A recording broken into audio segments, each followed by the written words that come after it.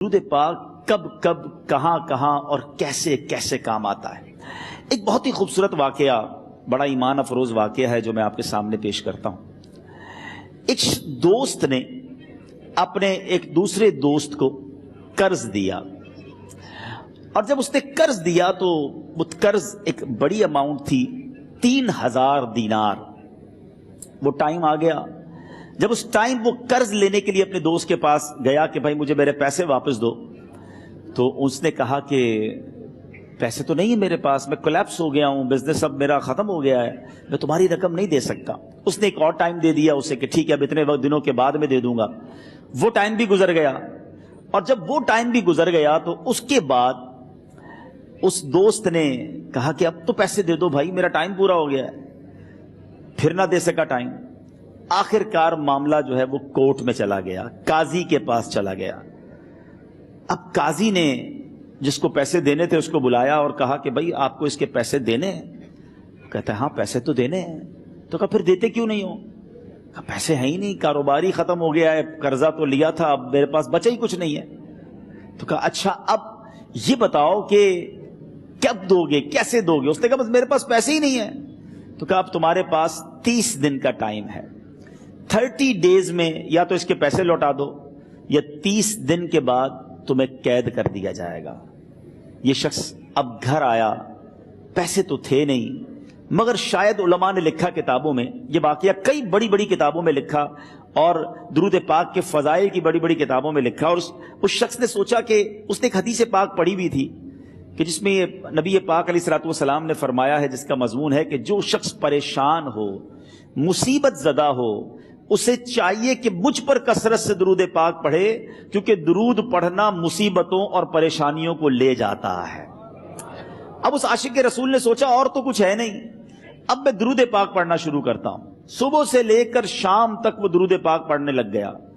27 دن گزر گئے، only 3 days left، 3 دن باقی تھے قاضی کے پاس جانے میں۔ 27 دن گزر گئے درود پڑھتے پڑھتے۔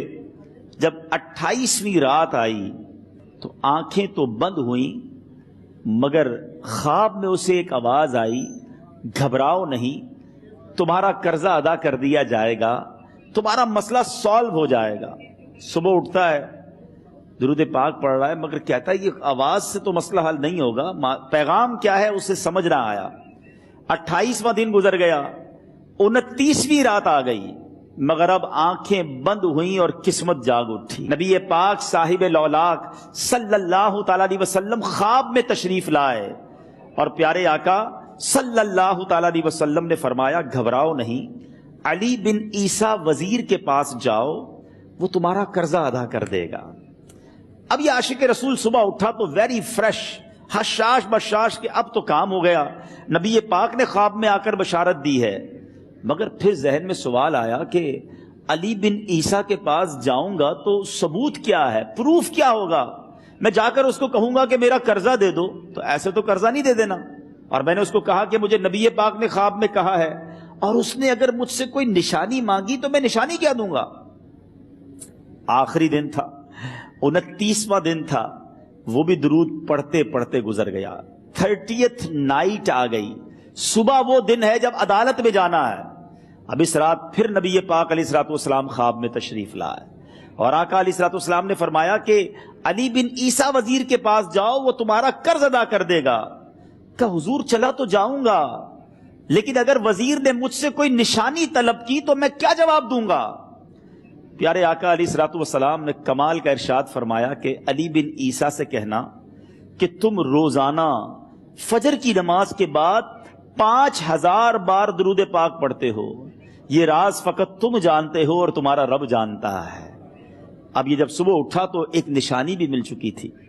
عدالت میں جانے سے پہلے وزیر کے دربار میں پہنچ گیا، اسے یہ ڈر تھا کہ آج پیسے نہ لوٹائے تو سزا ہو سکتی ہے۔ جب وزیر کے دربار میں پہنچا تو وزیر اپنے مشیروں کے ساتھ بیٹھا تھا۔ کہا مجھے آپ سے بات کرنی ہے۔ کہا بتاؤ کیا بات کرنی ہے؟ کہا میں ایک پیغام لایا ہوں آپ کے لیے۔ اچھا کس کا پیغام لائے ہو؟ کہا میں نبی پاک جناب محمد مصطفیٰ صلی اللہ تعالی علیہ وسلم کا پیغام لایا ہوں۔ وہ عاشق رسول وزیر تھا، کہتا بتاؤ میرے آقا نے کیا پیغام دیا ہے؟ کہ حضور میں 3000 دینار کا مقروض ہوں، آج آخری دن ہے اور میرے آقا نے مجھے بشارت دی ہے کہ آپ سے کہوں کہ آپ میرا قرض ادا کر دیجئے۔ علی بن عیسیٰ کہتا ہے کوئی ثبوت ہے آپ کے پاس؟ ہے کوئی دلیل بھی ہے آپ کے پاس؟ میں کیسے مان لوں کہ آپ کو نبی پاک علیہ الصلوۃ والسلام نے بھیجا ہے؟ عاشق رسول کہتا ہے خالی ہاتھ نہیں آیا، میرے آقا نے مجھے دلیل بھی عطا فرمائی ہے، مجھے ایک ایویڈنس بھی دیا ہے، اور پروف یہ ہے حضور کہ آپ روزانہ صبح فجر کی نماز کے بعد نبی پاک صلی اللہ تعالی علیہ وسلم کی بارگاہ میں درود و سلام کا نذرانہ پیش کرتے ہیں۔ جب تک 5000 کا عدد پورا نہیں ہوتا آپ اس وقت تک کسی اور سے بات نہیں کرتے، اور اے وزیر صاحب یہ رات صرف آپ کو پتا ہے اور آپ کا رب جانتا ہے۔ اللہ اکبر! وہ وزیر تو جس کو کہے نا جھوم اٹھا، ایسا عاشق رسول وزیر تھا جو روزانہ صبح 5000 درود پڑھتا ہو، اس کی تو عید ہو گئی نا۔ وہ کہتا ہے مرحبا یا رسول اللہ، میرے آقا نے میرے درود قبول کر لیے، اس سے بڑھ کر میرے لیے سعادت کیا ہوگی۔ اب یہ وزیر اپنی سیٹ سے اٹھتا ہے، اپنے کمرے میں جاتا ہے، تھوڑی دیر بعد واپس آ کر اس عاشق رسول کے ہاتھ میں 3000 دینار رکھ کر کہتا ہے حضور پہلے 3000 دینار تو نبی پاک کا حکم کی میں ادب سے بجا لاتا ہوں، میرے آقا نے جو حکم فرمایا یہ 3000 دینار آپ کو پیش کرتا ہوں، حضور ایک اور 3000 دینار لیجئے۔ میرے گھر آپ آئے، اتنی اچھی خبر سنائی، آپ نے قدم رنجا فرمایا، یہ 3000 اس کا نذرانہ ہے، اور ایسا کیجئے 3000 اور لیجئے، اس سے اپنے بچوں کے لیے کچھ چھوٹا موٹا کام شروع کیجئے، اور ایک وعدہ کر کے جائیے آج کے بعد زندگی میں آپ کو جب بھی کوئی کام پڑے میں آپ کا بھائی ہوں، مجھے یہ خدمت کا موقع دیجئے گا۔ اللہ اکبر! وہ مقروض جو ایک رات پہلے 3000 دینار کا مقروض تھا، ہو سکتا ہے اس کے بیک آف مائنڈ یہ بھی چل رہا ہو کہ اب شاید کل میں نے جیل میں جا کر عدالت میں جا کر گرفتاری دے کر جیل میں جانا ہے، مگر اب 9000 دینار ہاتھ میں ہیں۔ عاشق رسول جھومتا ہوا نبی پاک کی یاد میں گھومتا ہوا اب عدالت میں پہنچا۔ عدالت میں everybody expecting over there کہ آج اس نے آنا ہے اور آ کر کہنا یہی ہے کہ پیسے تو نہیں ہیں، گرفتار کر لو، مگر جا کر اس عاشق رسول نے 3000 دینار جج صاحب کے ہاتھ میں رکھ دیے۔ قاضی کہتا ہے پہلے تو یہ بتاؤ پیسے آئے کدھر سے؟ تم تو کہتے تھے غریب ہوں، تم تو کہتے تھے کاروبار نہیں ہے، ایک مہینے میں اتنی بڑی رقم کا انتظام کیسے ہو گیا؟ سبحان اللہ! اس عاشق رسول نے گویا زبان حال سے یہ کہا ہوگا کہ یہ تو کرم ہے ان کا، ورنہ مجھ میں تو ایسی بات نہیں، اتنا دیا سرکار نے مجھ کو، اتنی میری اوقات نہیں۔ اس نے وہ پورا واقعہ بھری عدالت میں سنا دیا۔ اللہ اکبر! میرے پیارے اسلامی بھائیوں ذرا سوچو پہلے زمانے میں کیسے عاشقان رسول ہوا کرتے تھے، وہ جج وہ قاضی بھی کیسا سرکار علیہ الصلوۃ والسلام کا عاشق تھا۔ اپنی سیٹ سے اٹھتا ہے، بھرے دربار میں بھری عدالت میں وہ اپنے چیمبر میں اپنے کمرے میں جاتا ہے، اور تھوڑی دیر بعد واپس آ کر اس کے ہاتھ میں بھی 3000 دینار ہیں، اور وہ 3000 دینار جو ہے وہ اس عاشق رسول کے ہاتھ میں رکھتا ہے کہ سارا ثواب علی بن عیسیٰ کیسے لے جائے، میں بھی تو نبی پاک کا غلام ہوں، میں تمہارا قرضہ میں ادا کرتا ہوں۔ اچھا، اب ایک اور عجیب سینیریو یہ بن گیا کہ جس نے کیس کیا تھا، جس نے دعویٰ کیا تھا، وہ بھی یہ سارا منظر دیکھ رہا تھا۔ کہتا ہے جج صاحب ذرا رکیے، میں بھی اپنے آقا کا امتی ہوں، اور ایک کام کیجئے قلم کاغذ منگوائیے، اس عاشق رسول کا قرضہ ہی میں معاف کر دیتا ہوں۔ اچھا، اب عاشق رسول نے وہ واپس 3000 دینار جو جج صاحب نے دیے تھے وہ واپس جج صاحب کو دیے کہ حضور یہ پیسے آپ ہی رکھ لیں، قرضہ ہی معاف ہو گیا، اب آپ کے پیسے کا میں نے کیا کرنا ہے؟ جج صاحب کہتے ہیں جو پیسے نبی پاک کے نام پر نکالے ہیں اب مجھے واپس نہیں چاہیے، یہ بھی تم اپنے ساتھ لے جاؤ۔ اللہ اکبر! میرے میٹھے اسلامی بھائیوں، وہ عاشق رسول ایک رات پہلے 3000 دینار کا مقروض ہے، اب 12000 دینار لے کر گھر کو واپس جا رہا ہے۔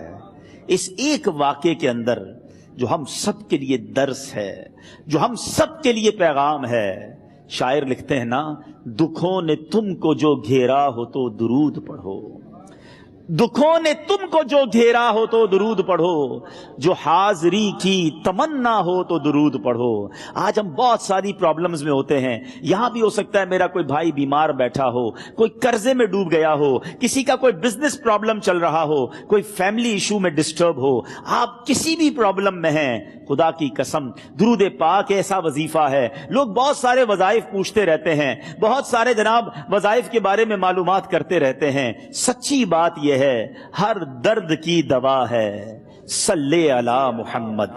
हर दर्द की दवा है सल्ले अला मुहम्मद।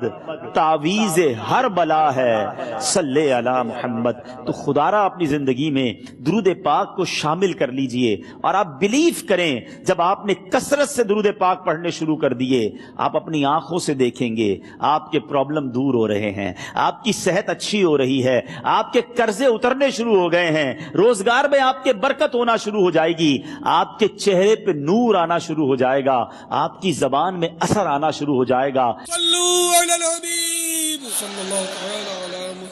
मुझे अपनी और सारी दुनिया के लोगों की इस्लाह की कोशिश करनी है।